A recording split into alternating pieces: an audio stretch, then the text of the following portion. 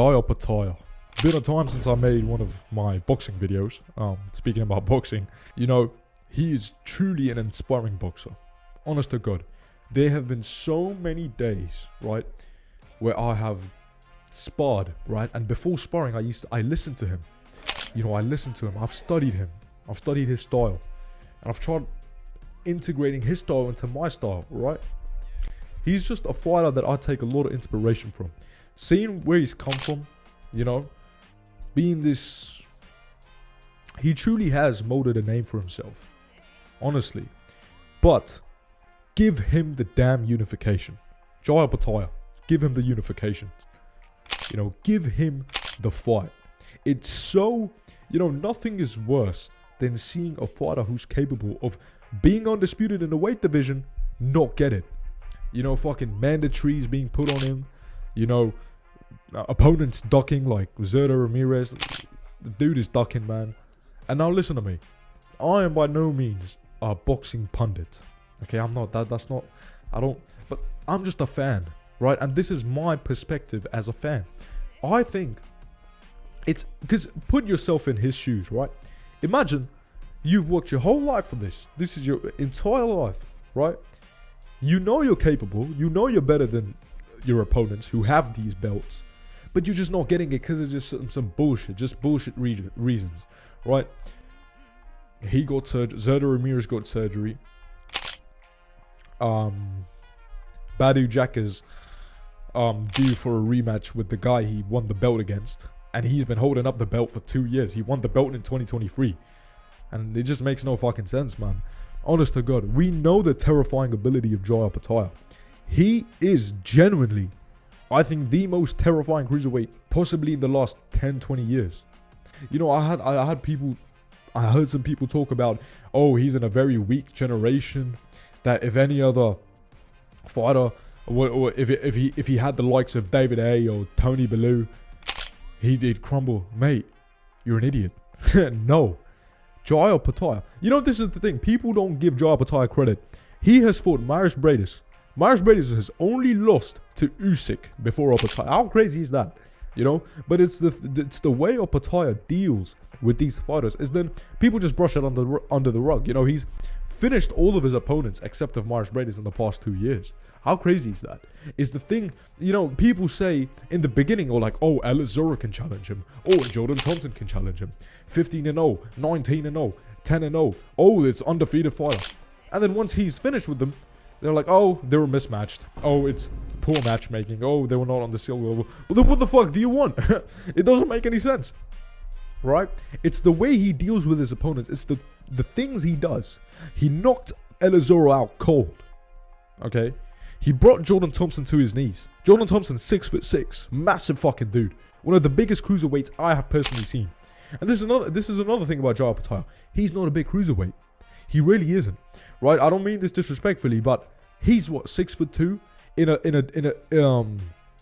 a division dominated by literal heavyweights. These guys are heavyweights. They're self-proclaimed, they're glorified heavyweights.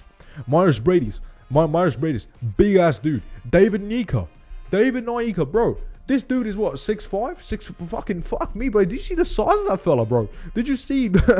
And again, what Jai did to David is crazy. David Naika, Olympic bronze medalist at 2020. That doesn't happen by fucking accident, bro. You don't just become a bronze medalist. You just pop out of someone's womb and build up. You have to work there, and you have a considerable amount of skill to get to that bronze level. Right. These other fights, such as Claudio Squeo, that could be, you know, I understand the frustration people have, but again, what do you want? All those other fighters are ducking him, right? And even Squeo, he was putting people to sleep before Opetaia. What is he, ranked 2 at IBF before Opetaia fought him? And Opetaia finished him within 5 rounds, broke his jaw. And that's crazy to me. It's nuts.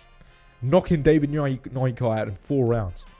You know, before that, Jack Massey. We didn't even mention Jack Massey. Jack Massey fought Joseph Parker. Jack Massey is a big dude.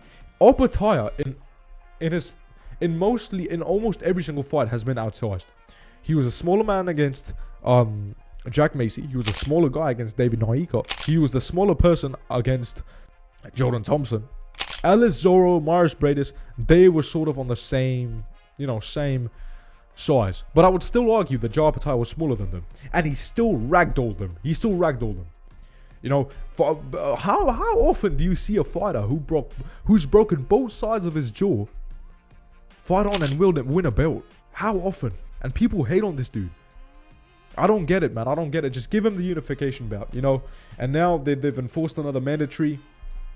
Hussein Sin Cara, who's not a bad guy, but, he's old, 41 years old. Not that great of a resume. But again, I think Jai walks past him easily. And then people talking about Chris Billam Smith. Chris Billam Smith would get his ass handed to him against Jai Opetaia. It's not even a question at this point. It's not even a question. God, I sound like such a misogynist. I've not even done anything in the sport and I'm talking like this. But hey, guys, I'm a fan. I am a fan. Okay, Zerto Ramirez would lose to Jai Opetaia in a bad way. He's not fast. He doesn't use his footwork as much. He's slow. He's getting older. The right shoulder's getting a little... Jai Opetaia, talking about his style, he mixes the Soviet style and he just recently adopted that style. I saw his fight against Mark Flanagan. I think that's he didn't really bounce around as much, use the lead hand. He didn't do that. But then it was since Maurice Bradis, when he fought him the first time, that's when I really started seeing him. And Jai Opetaia, he moves like a welterweight. Okay, maybe that's a stretch, but like a middleweight, light heavyweight. He moves like that, but he punches hard, bro. Punches hard. Putting these guys to sleep like that is no easy joke, man. He put David Naika to sleep and he put Ellis Zorro to sleep. But give him the unification. I think the whole world needs to see this. Make it a big card in Saudi. He's not that big of a household name. He's well known again in the boxing community, but he's not like a Canelo Crawford. He's not like a... What are some big fights to make? He's not like a Tank Jake Paul. But that fight would lose. Fuck me, bro. Fuck me. I really want to see Jai become undisputed, bro. Genuinely. He's inspired a lot of people. He's come from fucking nothing. And it inspires me to do good. It inspires me to work harder. Seeing what he's done. Give him the unification. Remember, where could discipline take you? Take care. Mwah. Look.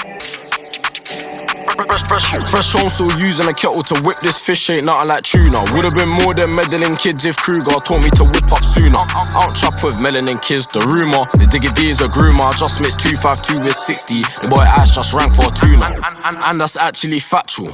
Pirates full with oil, in jail mixed that with mackerel. It felt I'm using foil when big man Joe man broke my capsule.